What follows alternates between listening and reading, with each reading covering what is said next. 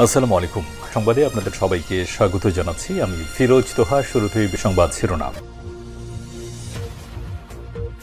বাংলাদেশের সর্বশেষ গুরুত্বপূর্ণ আপডেট সংবাদে আপনাকে স্বাগত। শুরুতেই সংবাদ শিরোনাম, পরে বিস্তারিত।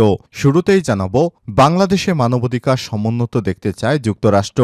বাংলাদেশে মানবাধিকার সমুন্নত দেখতে চায় মার্কিন যুক্তরাষ্ট্র। মার্কিন পররাষ্ট্র দপ্তরের মুখপাত্র ম্যাথিউ মিলার বলেছেন, বাংলাদেশে আগের সরকারের সময় মানবাধিকার প্রশ্নে যুক্তরাষ্ট্রের অবস্থান যা ছিল, বর্তমান সরকারের সময়ও সেটাই আছে। এরপর জানাবো, গণমাধ্যমের স্বাধীনতা নিশ্চিতে সংস্কারের সাথে এগিয়ে যাওয়ার আহ্বান প্রধান উপদেষ্টা ড মোহাম্মদ ইউনূসের। একই সঙ্গে জুলাই আগস্টে হত্যা মামলায় ১৪০ জনের বেশি সাংবাদিকের নাম আসার বিষয়টি পুরনো আইন এবং চর্চার ফল। বাংলাদেশের অন্তর্বর্তীকালীন সরকারের প্রধান উপদেষ্টা ড মোহাম্মদ ইউনূসের এমন বক্তব্যকে স্বাগত জানিয়েছে রিপোর্টার্স উইদাউট বর্ডার্স। এদিকে ডক্টর ইউনূসের অন্তর্বর্তীকালীন সরকারের অনেক বাধা বিপত্তি রয়েছে বললেন জাতীয়তাবাদী ছাত্রদলের কেন্দ্রীয় কমিটির সভাপতি রাকিবুল ইসলাম রাকিব।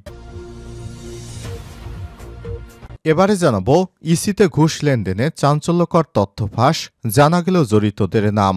নাগরিকদের ব্যক্তিগত তথ্য সংশোধন, স্মার্ট এনআইডি কার্ড প্রিন্ট সহ জাতীয় পরিচয়পত্র সংক্রান্ত অনন্য সেবার নামে কোটি কোটি টাকা ঘুষ লেনদেনের চাঞ্চল্যকর তথ্য পাওয়া গেছে। এদিকে জুরাইনে আবারও পুলিশ ও ব্যাটারি চালিত অটোরিকশা চালকদের মধ্যে ধাওয়া পাল্টা ট্রেন চলাচল বন্ধ। রাজধানীর জুরাইনে ব্যাটারি চালিত অটোরিকশা চালকদের সঙ্গে আইনশৃঙ্খলা বাহিনীর ধাওয়া পাল্টা ধার খবর পাওয়া গেছে। আর শুক্রবার দুপুরে এই ঘটনা ঘটেতে জুরাইন এবং আশপাশের পুরো এলাকায় থমথমে পরিস্থিতি বিরাজ করছে। এবং সর্বশেষ জানাবো, ভারত বিরোধী নই, সম্মান এবং সমতা নিয়ে সুসম্পর্ক চাই বললেন বাংলাদেশ জামাত ইসলামের আমির ড শফিকুর রহমান। এই সাক্ষাৎকারটি প্রকাশ করেছেন ভারতের আনন্দবাজার পত্রিকায়। প্রিয় দর্শক, এতক্ষণ শুনছিলেন সংবাদ শিরোনাম, এবারে বিস্তারিত।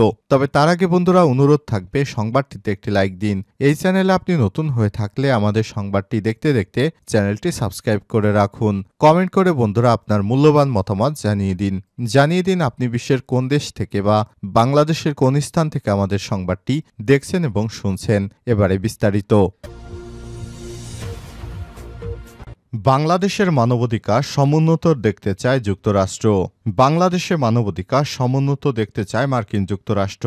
মার্কিন পররাষ্ট্র দপ্তরের মুখপাত্র ম্যাথিউ মিলার বলেছেন, বাংলাদেশে আগের সরকার এর সময় মানবাধিকার প্রশ্নে যুক্তরাষ্ট্রের অবস্থান যা ছিল, বর্তমান সরকারের সময়ও সেটাই আছে। স্থানীয় বুধবার মার্কিন পররাষ্ট্র দপ্তরের ব্রিফিংয়ে এক প্রশ্নের জবাবে সব কথা বলেন ম্যাথিউ মিলার। ব্রিফিংয়ে মিলারকে প্রশ্ন করা হয়, বাংলাদেশে আদালত প্রাঙ্গণে আইনজীবীদের উপর হামলার ঘটনা বাড়ছে। অতি সম্প্রতি জ্যেষ্ঠ আওয়ামী লীগ নেতা আমির হোসেন আমুর আইনজীবীদের উপর হামলা হয়েছে। এ বিষয়টি যুক্তরাষ্ট্র কিভাবে দেখছে? বাংলাদেশে মানবাধিকার, আইনি সুরক্ষা এবং আইনের শাসন প্রশ্নে যুক্তরাষ্ট্রের অবস্থান কি হবে? জবাবে ম্যাথিউ মিলার বলেন, বাংলাদেশের মানবাধিকার প্রশ্নে আগের সরকারের আমাদের অবস্থান যেমন ছিল, এখনও সেটাই আছে। আমরা বাংলাদেশি জনগণের মানবাধিকার সমুন্নত দেখতে চাই। ব্রিফিংয়ে এক সাংবাদিক ম্যাথিউ মিলারকে প্রশ্ন করেন, বাংলাদেশের অন্তর্বর্তীকালীন সরকারের উপদেষ্টা আসিফ মাহমুদের একটি সশস্ত্র সংগ্রামের প্রস্তুতি বিষয়ক দাবি সম্পর্কে আপনার কাছে কি কোনো তথ্য বা মূল্যায়ন আছে?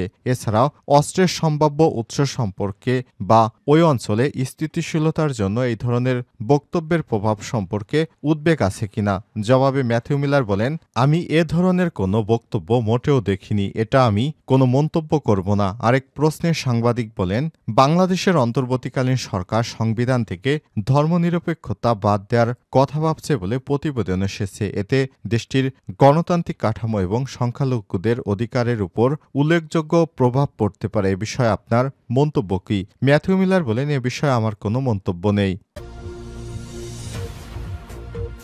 গণমাধ্যমের স্বাধীনতা নিশ্চিতে সংস্কারের সাথে এগিয়ে যাওয়ার আহ্বান। বাংলাদেশের সংবাদপত্রের স্বাধীনতা নিশ্চিত করতে কাঠামোগত সংস্কারের সাথে এগিয়ে যাওয়ার জন্য ড মোহাম্মদ ইউনূস আহ্বান জানিয়েছেন। একই সঙ্গে জুলাই আগস্টে হত্যা মামলা ১৪০ জনের বেশি সাংবাদিকের নাম আসার বিষয়টি পুরো আইন চর্চার ফল। বাংলাদেশের অন্তর্বর্তীকালীন সরকারের প্রধান মোহাম্মদ ইউনূসের এমন বক্তব্যকে স্বাগত জানিয়েছে সংগঠনটি। আরএসএফ বলছে, ড মোহাম্মদ ইউনূস এই বক্তব্য উৎসাহবাঞ্চক এবং আনুষ্ঠানিক ঘোষণা, যা ইঙ্গিত দেয় যে প্রতিশোধ গ্রহণের ধারায় গত সেপ্টেম্বর থেকে শতাধিক সাংবাদিক ভুক্তভোগী হয়েছে। শীঘ্রই সে অবস্থার অবসান ঘটাতে পারে। আরএসএফ তাদের ওয়েবসাইটে প্রকাশিত বিবৃতিতে ডেইলি স্টার পত্রিকাকে দেয়া ড ইউনূসের সাক্ষাৎকারের প্রসঙ্গটি টেনেছেন। সেখানে তারা বলছেন, সাক্ষাৎকারে ১৬৭ জন সাংবাদিকের অ্যাক্রিডিটেশন কার্ড বাতিলের বিষয়টিও কথা বলেন প্রধান উপদেষ্টা। তিনি বলেন, এই কার্ড বাতিল করার বিষয়টি সংশ্লিষ্ট সাংবাদিকদের কাজ করতে বাধা দেবে না। এর মাধ্যমে বিভিন্ন সরকারি দপ্তরে তাদের প্রবেশাধিকার সীমিত হবে শুধু। ড মোহাম্মদ ইউনূসের অন্তর্বর্তীকালীন সরকারের অনেক বাধা বিপত্তি রয়েছে। জাতীয়তাবাদী ছাত্রদলের কেন্দ্রীয় কমিটির সভাপতি রাকিবুল ইসলাম বলেছেন, ড ইউনূস সাহেবের নির্দলীয় অন্তর্বর্তীকালীন সরকার কোনো দীর্ঘমেয়াদী সরকার নয়। এ সরকার তাদের সংক্ষিপ্ত কাজ সম্পূর্ণ করবে। ছাত্রদল পাশে থেকে তাদের সহযোগী ভূমিকা নিয়ে ক্যাম্পাস, মহানগর, জেলা, উপজেলায় সহনশীল ভূমিকা রাখবে। বৃহস্পতিবার দুপুরে নাটোর জেলা পরিষদ মিলনায়তনে জেলা যুবদল, স্বেচ্ছাসেবক দল এবং ছাত্রদল আয়োজিত যৌথ কর্মী সভায় সভাপতির বক্তব্যে তিনি এসব কথা বলেন। রাকিবুল ইসলাম বলেন, নিষিদ্ধ ঘোষিত ছাত্রলীগ প্রচলিত ছাত্র রাজনীতি শৃঙ্খলা ধ্বংস করে দিয়েছিল। তারা হাসিনা সরকারের আজ্ঞাবহ হিসেবে কাজ করেছে। ছাত্রদল রাজনীতির ধারা পরিবর্তন করবে। ছাত্রদল নম্র এবং ভদ্রতার গণতন্ত্র পুনরুদ্ধারে রাজপথে কাজ করে যাবে। ছাত্রদল সাধারণ শিক্ষার্থীদের পাশে নিরলসভাবে থাকবে। এ সময় তিনি আরো বলেন, গত জুলাই আগস্টে ছাত্রদলের ১.৫ শতাধিক নেতাকর্মী মৃত্যুবরণ করেছে। হাজার হাজার নেতাকর্মী আহত হয়েছে। ছাত্রদল শহীদ প্রেসিডেন্ট জিয়াউর রহমানের ন্যায় উৎপাদনমুখী, কর্মমুখী এবং জীবনমুখী শিক্ষা ব্যবস্থা চালু করবে। আগামীর নির্বাচনে যারা ক্ষমতা আসবে তাদের কাছে ছাত্রদলের আহ্বান থাকবে কর্মমুখী শিক্ষা যেন বাস্তবায়ন করা হয়। ছাত্রদলের সভাপতি আরো বলেন, তরুণ প্রজন্ম মাদকের ফাঁদে পড়ে নিজেকে ধ্বংস করছে। এখন থেকে কোনো ক্যাম্পাসে মাদকের অভয়ারণ্য হতে পারবে না।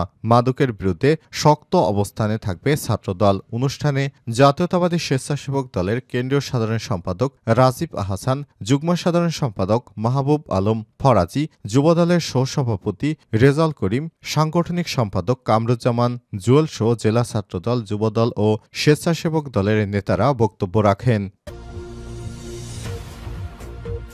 ইসিতে ঘুষ লেনদেনের চাঞ্চল্যকর তথ্য ফাঁস, জানা গেল জড়িতদের নাম। নাগরিকদের ব্যক্তিগত তথ্য সংশোধন, স্মার্ট এনআইডি, প্রিন্টসহ জাতীয় পরিচয়পত্র সংক্রান্ত অন্যান্য সেবার নামে কোটি কোটি টাকা ঘুষ লেনদেনে চাঞ্চল্যকর তথ্য পাওয়া গেছে। ব্যাংক অ্যাকাউন্ট এবং মোবাইল ব্যাংকিং, বিকাশ ও নগদের মাধ্যমে নেটওয়ার্কের সদস্যদের মাঝে ঘুষ লেনদেন হয়েছে। নেটওয়ার্কে আছেন নির্বাচন কমিশন, সচিবালয় ও জাতীয় পরিচয় নিবন্ধন অনুবিভাগের কিছু অসাধু কর্মকর্তা কর্মচারী, আইনশৃঙ্খলা রক্ষাকারী বাহিনীর সদস্য ও বহিরাগত দালাল। হাজার হাজার এনআইডির তথ্য সংশোধনে নেপথ্যে রয়েছে এই চক্রের সম্পৃক্ততা। ব্যাংক অ্যাকাউন্ট এবং মোবাইল ব্যাংকিংয়ের বাইরে কি পরিমাণ নগদ টাকা লেনদেন করছে এর হিসাব পাওয়া যায়নি। তবে একটি এনআইডির তথ্য সংশোধনে ১,১৫,০০০ টাকা ঘুষ নেওয়ার তথ্য মিলেছে। অনুসন্ধানে সব তথ্য থেকে জানা গেছে যে ওই নেটওয়ার্কের এক সদস্য তার ব্যাংক এবং বিকাশ অ্যাকাউন্টে বেতনের টাকা ছাড়াই ২,১২,০০,০০০ টাকা লেনদেন করেছে। তিনি জাতীয় পরিচয়পত্র অনুবিভাগের ১৯,০০০ টাকা বেতনের একজন কর্মচারী। ওই দুই অ্যাকাউন্ট থেকে টাকার ভাগ গেছে অন্তত ১১ জন কর্মচারীর অ্যাকাউন্টে। আরেক কর্মচারী ব্যাংক এবং বিকাশ অ্যাকাউন্ট পাওয়া গেছে অর্ধ কোটি টাকা। লেনদেনের তথ্যে তিনি টাকার ভাগ নিয়েছেন। এসব কাজে যুক্ত অন্তত ৬ জনকে। একইভাবে আরও কয়েকজনের ব্যাংক হিসাব, বেতন ছাড়াই বড় অঙ্কের লেনদেনের তথ্য পাওয়া গেছে। এর মধ্যে একজনের ব্যাংক অ্যাকাউন্টে ৪৮,২১,০০০ টাকা, আরেকজনের ১৫,৬৬,০০০ টাকা এবং অপরজনের অ্যাকাউন্টে ১৪,৩৪,০০০ টাকা লেনদেনের তথ্য মিলেছে। বেশ কয়েকজন কর্মচারী ঘুষ নেওয়ার তথ্য স্বীকারও করেছেন। এনআইডি সেবা দেওয়ার নামে টাকা লেনদেনের বিষয়টি অনেকদিন ধরেই সরেজমিনে পর্যবেক্ষণ করে আসছেন এই প্রতিবেদক। এতে দেখা যায় দেশের বিভিন্ন জেলা উপজেলায় কর্মরত ইসি এবং ইসির প্রকল্প আইডেন্টিফিকেশন এবং system for enhancing access to service দ্বিতীয় পর্যায়ে কিছু কর্মকর্তা কর্মচারী সেবা প্রত্যাশীদের কাজ করে দেওয়ার বিনিময়ে টাকা নেওয়ার চুক্তি করেন। রাজধানীর বিভিন্ন কম্পিউটারের দোকানিদের যোগসাজশে এই ধরনের চুক্তি হয়। ওইসব চুক্তি অনুযায়ী এনআইডি সংশোধনের মূল দায়িত্ব পান ঢাকায় কর্মরত কর্মকর্তা কর্মচারীদের সমন্বয়কেরা। তারা অল্প সংখ্যক হারে এনআইডি সংশোধনের দায়িত্ব দেন নেটওয়ার্কের সদস্যদের। নেটওয়ার্কের সদস্যরা কখনো নিজের আত্মীয় স্বজন আবার কখনো প্রভাবশালীদের নাম ভাঙিয়ে ওইসব এনআইডি দ্রুত সংশোধনের জন্য সংশ্লিষ্ট কর্মকর্তাদের কাছে হাতে হাতে ফাইল নিয়ে যান এবং অনুমোদন করিয়ে নেন। অনুমোদন হলে বেশিরভাগ ক্ষেত্রেই হাতে হাতে টাকা ভাগবাটোয়ারা হয়ে যায়। কিছু ক্ষেত্রে ব্যাংক, বিকাশ ও নগদ অ্যাকাউন্টে লেনদেন হয় এসব টাকা। এতে কর্মচারীদের হিসাবগুলোয় কোটি কোটি টাকা লেনদেন হয়েছে। কেউ কেউ স্বজন এবং পরিচিতদের নামেও টাকা লেনদেন করেছেন। এসব কর্মচারীরা ঢাকায় ফ্ল্যাট ও গাড়ি, দামি মোটরসাইকেল কিনেছেন। প্রসঙ্গত, বর্তমান এনআইডি আইডিই প্রকল্প ২ এর আউটসোর্সিংয়ে ২২০০ এর বেশি জনবল কাজ করছে।